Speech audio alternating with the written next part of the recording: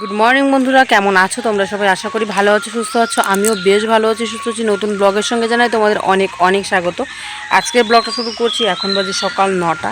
ঘুম থেকে উঠেছি এখন, কারণ অনেক দিন পর আমাদের এদিকে বৃষ্টি হয়েছে। এখনও মা ওঠেনি, বাবা ওঠেনি, ভাই ওঠেনি। আমি উঠে গেছি, 4টার সময় উঠেছিলাম। ওঠার পর ছেলেকে আবার একটু খাইয়ে ঘুম পাড়িয়ে দিয়েছি। সুন্দর ঘুমিয়ে পড়েছে, ওর সাথে আমিও ধামাকা ঘুম দিয়ে দিয়েছি। কারণ প্রত্যেকটা দিন 4টা-5টার সময় উঠতে উঠতে না এখন একটা মনে হয় কি একটু শুয়ে যদি রেস্ট করতে পারতাম তাহলে ভালো হতো, এরকম লাগে। তো ঘুম থেকে উঠে চলে এলাম বাড়ির পেছন দিকটাতে, আর এসে দেখি কি বাতাস চালিয়েছে, একদম ঠান্ডা ঠান্ডা লাগছে। তোমাদের এদিকে কি আজকে বৃষ্টি হয়েছে জানিও তো। আমাদের এদিকে আজকে 2025 পড়ার পর 2 দিন বৃষ্টি হলো। কালো হয়েছে, আজও হয়েছে। বৃষ্টি হলে বেশ ভালোই লাগছে, কারণ আকাশটা একটু ঠান্ডা ঠান্ডা লাগছে। বাবুও উঠে পড়েছে, ওকে তো বের করা যাবে না, কারণ ঝিরিঝিরি বৃষ্টি এখনও পড়ছে। আমাদের মধ্যে অন্নপ্রাশন না হলে শরীরে আকাশ থেকে যে জল পড়ে সেটা শরীরে লাগাতে নেই, সেটা শরীরে যেন না পড়ে, এটা নাকি নিয়ম। আমি জানি না, এরকম করে জেঠু আমাকে বললো। তো আমি ওকে বের করব না, কারণ এখনও আকাশ থেকে টুপটুপ করে জল পড়ছে। তো চলো বাড়ি যাই। ওকে আমি বুনুর সাথে বারান্দায় বসিয়ে দিয়ে এসেছি, চেয়ারের মধ্যে বসে বসে বৃষ্টি দেখছে, হালকা হালকা হাওয়া, হালকা হালকা বৃষ্টি পড়ছে, ওগুলো দেখছে আর ভালো অনুভব করছে জানো। ও এবার ফার্স্ট বৃষ্টি দেখেছে। কালকে তো রাত্রে হয়েছিল, আজকে তো রাত্রে না, সকালবেলায় একটু দেখছে। তো ভালো অনুভূতি নিচ্ছে। চলো বাড়ি যাই, বাড়ি গিয়ে একটু উঠান টুঠানগুলো ঝাড় দিই, যতটুকু পারি অতটুকু করি। আর প্রচুর পিচ্ছিল হয়েছে। কলের পাড়টা দিয়ে যাচ্ছে এখন বাড়িতে। আর বাড়িঘরের অবস্থা আমাদের আর কি বলবো, এত পরিমাণ পিচ্ছিল হয়েছে। কারণ অনেক দিন থেকে বৃষ্টি নেই, তো নিয়ে এসেছি ঝাঁটা মশাইকে। আর আমার মা ঠিক এভাবে একটা ঝাঁটা বেঁধেছে, এই ঝাঁটাতে ঝাড় দিতে প্রচুর সুবিধে। বাবু কই? হ্যাঁ, ওই দেখো ওর বড় মাসির সাথে ওই যে বারান্দায়। উঠানের অবস্থা দেখো কত পিচ্ছিল, পাতাও প্রচুর পড়েছে। দেখি যতদূর পারি ঝাড়টা দিয়ে পরিষ্কার করতে পারি কি না। হাঁটতে ভীষণ ভয় করে, এত পিচ্ছিল এত পিচ্ছিল।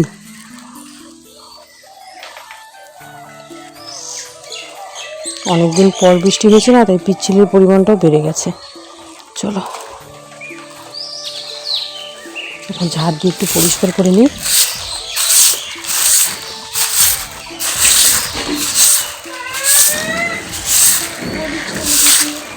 এই হচ্ছে আমার গদন, ওর বড় মাসির সাথে বারান্দায় বসে বসে বৃষ্টি দেখছি।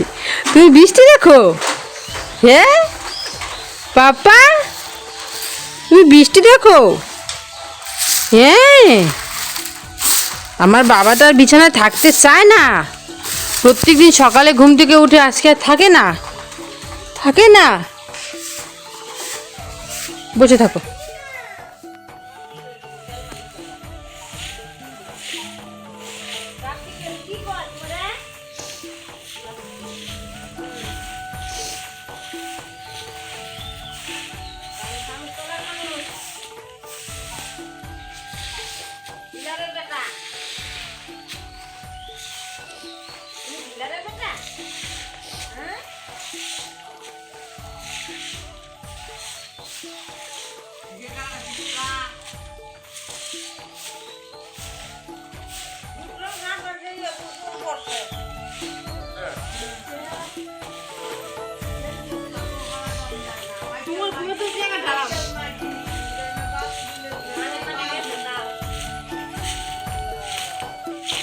আমার মা বসছে।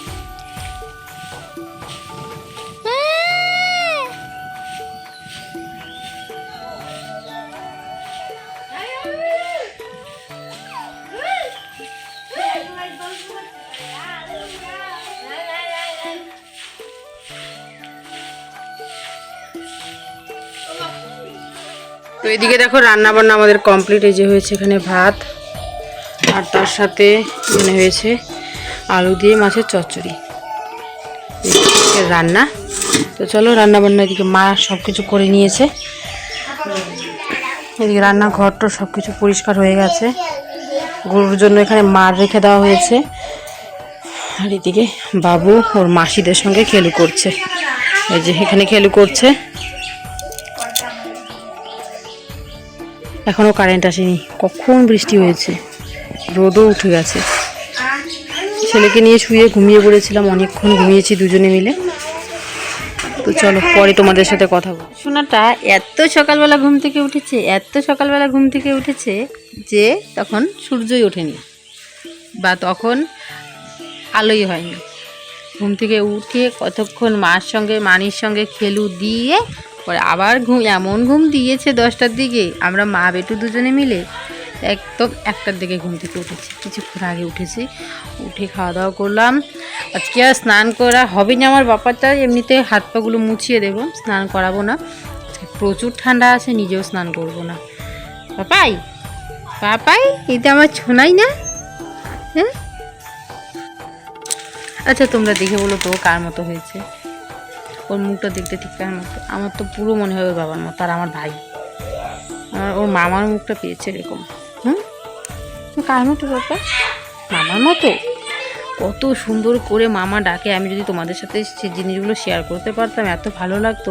সবসময় ডাকে না, থাকবে থাকবে হঠাৎ করে ডাকবে ও মামা, থাকবে থাকবে হঠাৎ করে ডাকবে বাবা। ওই বাবা রে হাসি আসতেছে, হাসি। বাবা মামা বলো তো, মামা তো, মামা মামা, এই দেখো মামা। বাবা মামা বলো তো, মামা আয়। আমার সোনাটা যে এত ঘুরু ঘুরু পছন্দ, এত ঘুরু ঘুরু, শুধু ওকে মানে রাস্তাও নিতে হবে না, বাড়ির সামনে। বাবা হাত খায় না, নোংরা। বাড়ির সামনে নিয়েই মানে বাড়ির সামনে নিয়ে গেলে ওর নাচা শুরু হয়ে যাবে। কি হয়েছে বাবা? একটু একটু কাশিও হয়ে গেছে আমার বাবাটা। আচ্ছা, ওকে একটু আগে গরম জামা পরিয়ে দিয়েছিলাম, এখন খুলে দিয়েছি কারণ ঘেমে যাচ্ছিল, তাই এখন একটা হালকা পাতলা জামা পরিয়ে দিয়েছি। এখন হাত পাগুলো ভালো করে মুছিয়ে দিয়ে একটা গেঞ্জি পরে, মোটা গেঞ্জি পরিয়ে দেবো। হ্যাঁ হ্যাঁ, কি বলো তুমি? বাবা ওর লক্ষ্য হচ্ছে ওর মাসি ওরা খেলছে, বুনু ওরা ওইদিকে রান্নাবাটি খেলছে, ওইদিকে লক্ষ্য। ও চলে যাবে, খেলতে চলে যাবে।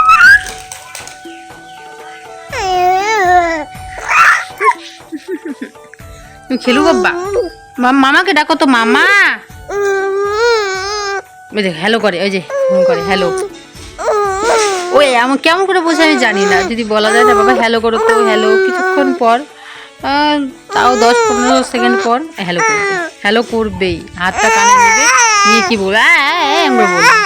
এখন রাগ উঠছে ওনার, পরে কথা বলবো তোমাদের সাথে। অনেকক্ষণ পর তোমাদের সামনে চলে এলাম। আজকে মা ছেলে দুজনেই চলে এসেছি ব্লগের মধ্যে। মা এখন বাড়িতে নেই, মানে আমার মা বাড়িতে নেই, ওর দিদুন বাড়িতে নেই। মা গেছে জমিতে, আমাদের জমিতে ভুট্টা লাগানো হচ্ছে, আলু তোলা কমপ্লিট, ভুট্টা লাগানো হচ্ছে, সেখানে গেছে। আর আমার পুচকুর আজকে চান হয়ে গেছে। চান করার পর মানে ও এরকম করে জানো, ওকে স্নানটা আমি করিয়ে দিলাম, দেখো কথা বলে, স্নানটা করিয়ে দেওয়ার পর মাথায় জল পড়ে গেলেই তার ঘুম চলে আসে। তখন না দিবে আমাকে একটু টিপের মানে কাজলের ফোঁটা দিতে, না তেল মালিশ মানে শরীরে তেল দিয়ে দিতে, না ক্রিম, কোনো কিচ্ছু না, তাকে আগে ঘুম পাড়াও। আর এত কান্না করতে থাকে, প্রচুর কান্না করতে থাকবে সেই টাইমটাতে। তাকে যদি আমি সেই মুহূর্তে যদি আমি ঘুম না পাড়াই তাহলে অবস্থা শেষ একদম, মানে কি করতে থাকবে। আর সেই দুষ্টু হয়েছে, এখন এত দুষ্টু হয়েছে আমার বাবাটা। হ্যাঁ, দেখলে সবাই বলবে না কত শান্ত, কিন্তু আমার বাবা তো সেই দুষ্টু হয়েছে না। আমার মনে হয় ওর তাড়াতাড়ি দাঁত উঠে যাবে। ওর মানে এখনই ভাব দেখছি, আমার হাত টেনে মুখে নিয়ে না, কে যেন বাড়ির সামনে এসেছে, আমার হাত টেনে মুখে নিয়ে না দাঁত যে মাড়িটা দিয়ে এমন এমন করে, মনে হচ্ছে তাড়াতাড়ি দাঁত উঠে যাবে, বুঝতে পারছি না। আর এরকম টাইমে নাকি শুনেছি বাচ্চারা করে, কারণ দাঁত তো উঠবেই, 2-3 মাস বা 4 মাস পর উঠবে, তা একটু বেশি করে। এমন হয় বাচ্চাদের অন্নপ্রাশনের আগে দাঁত উঠে যায়। তারপর আমাদের মধ্যে 7টা পিঁড়ির মধ্যে বসে স্নান করানো বা ঘোড়ার মধ্যে বসে স্নান করানো, এগুলো করতে হয় দাঁত উঠে গেলে। হ্যাঁ হ্যাঁ হ্যাঁ, এগুলো করতে হয়, তুমি জানো?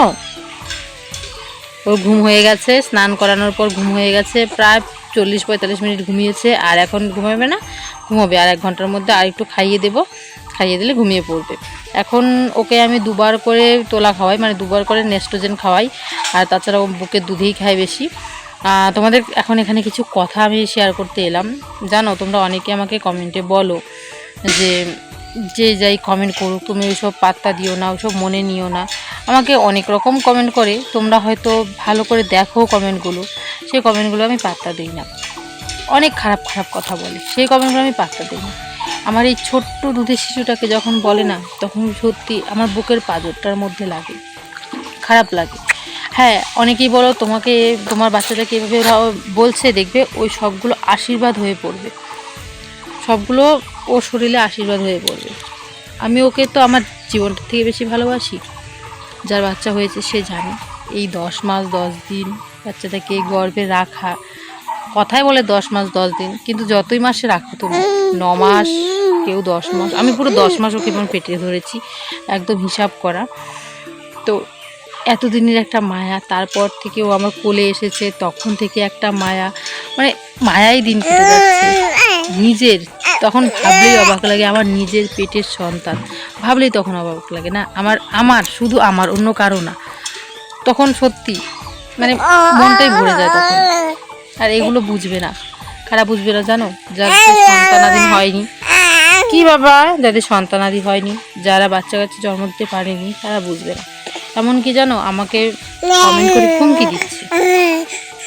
সে জানে না আমি তার জন্য কি করেছি, সে জানে না, কিন্তু অবশ্যই বুঝবে, তোমরাও জানতে পারবে কয়েকদিনের মধ্যে। এখন আমি এসব বলবো না।